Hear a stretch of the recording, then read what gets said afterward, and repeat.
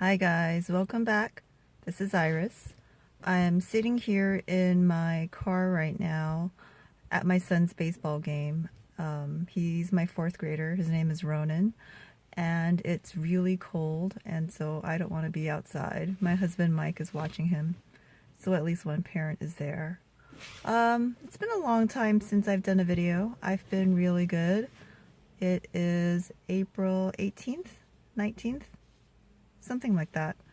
And yeah, things are good. I'll give you an update about the dog.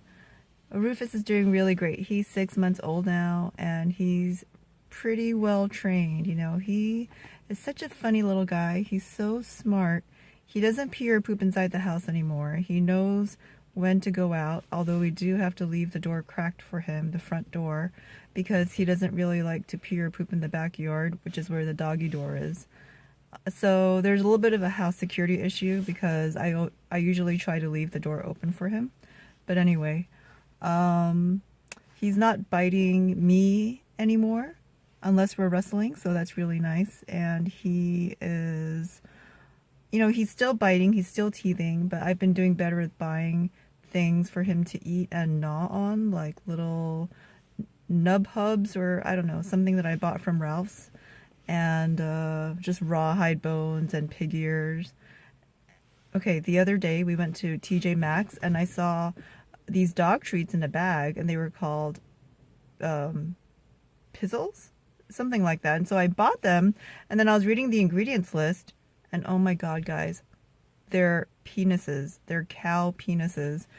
And they're just like these little things. And I was like, well, I guess penises are pretty much pure protein, which is really gross. But anyway, so we gave him the pizzles, and he liked them. But the worst part about them is when you open the bag, they smell like dying fish. They smell like dried up fish. It is the worst smell you've ever smelled. And then when he starts chewing them and he's under my feet, it's just like, I just want to die. Like, the smell of decaying fish is just god awful. So now I know why they were on sale at TJ Maxx. Now I know why they didn't sell very well. Right now is the week in between the two VIB sales. So Rouge got to shop last weekend, the 13th through the 16th, and then regular VIB gets to shop this coming weekend. So what I got and what I'm wearing right now, I was actually pretty restrained in my ordering. I got the Anastasia Soft Glam palette, which I've used 2 days in a row, and I love it. It's really, really good. And then I got the Amrezy highlighter, which I really, really enjoy too. It's like it's gold, but it's not a yellow gold. It's like a pale, neutral gold.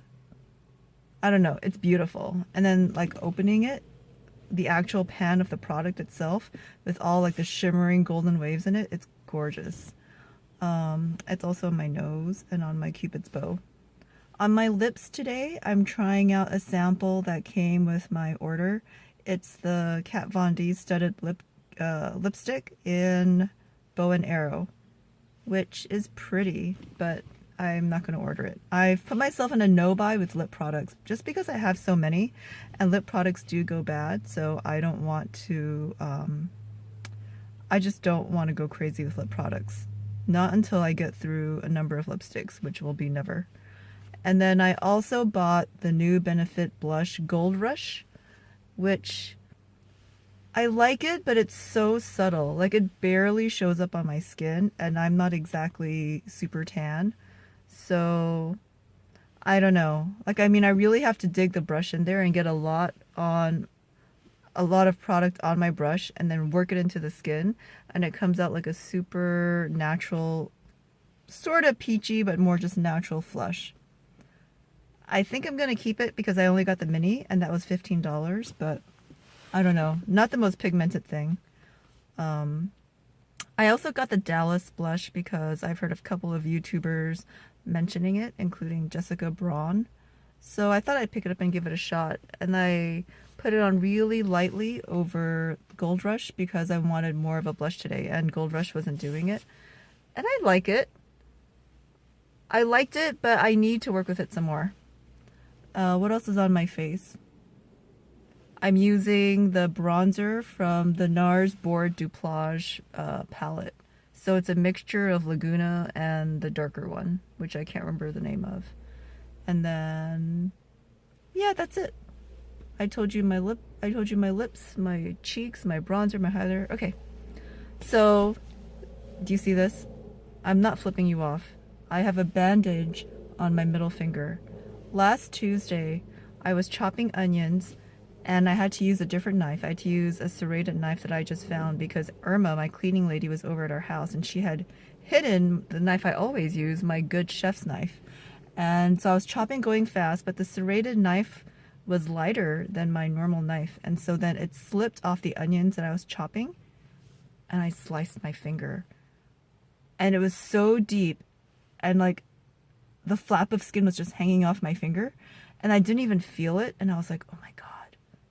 Because you know when you don't feel it, you know it's going to be really bad. And so then I just looked at it and the blood just started coming out. And I got like a kitchen napkin and I wrapped it around and it soaked through the whole thing. And then blood started dripping onto the cutting board and it started dripping onto the floor. And then I started panicking and I was like, oh my God, what am I going to do right now? And so I tried to wrap it up as best I could. And then I was kind of in shock, right? And so I finished cooking and then I ate because I was starving. And then I told Mike, but he was on a call and I walked in and he was like, oh, what's going on? And I just hold up my hand, you know, which is covered with the kitchen napkin, but everything is bloody. So it looks like there's been a freaking murder. And he's like, you need to go to the urgent care. So I ended up going to the urgent care where it's a long story, but they didn't do a very good job because then I ended up going back to urgent care yesterday and they're like, your finger looks totally infected. You need to go to the ER. You need an IV antibiotic. An IV antibiotic. I'm like, oh shit. So I'm so freaked out. I go to the ER and by the time they see me, it's been like 45 minutes. But then the PA, the physician's assistant, comes in and she's like, you don't need an IV antibiotic. Who told you that? And I was like, oh, the people at Mend Urgent Care. This is over on Van Nuys. And then I walked down the street to Sherman Oaks Urgent Care. And she was like, that's ridiculous. Because she was training an intern and she told the intern, she's like, you would never recommend an IV antibiotic for somebody before trying the oral antibiotic, especially for somebody in her health, meaning me, because I'm in good health, meaning I'm young and I'm not diabetic. And she's like, this is outrageous. And so then what they ended up doing was they removed the flap of skin because the urgent care the week before, she was like, okay, I'm not going to give you stitches. I'm just going to glue the skin on and wrap it up. So they used the glue, and when they put the glue on, oh my God, I wanted to die. It hurt so bad. It was like alcohol on an open wound. And anyway, so I kept on having to rewrap it during the week every time it got wet. And so my finger, when I brought it in yesterday, was so, like, you know, just a soggy, like the skin was just white and it was just disgusting looking. But yesterday at the ER, they ended up removing the flap of skin, like sawing it off and then wrapping it up and giving me, you know, the proper band-aids and the proper antibiotic medication. It's like Neosporin, but it's not. But it has like the antibiotic Bactine in it, or Baxitrin, something like that.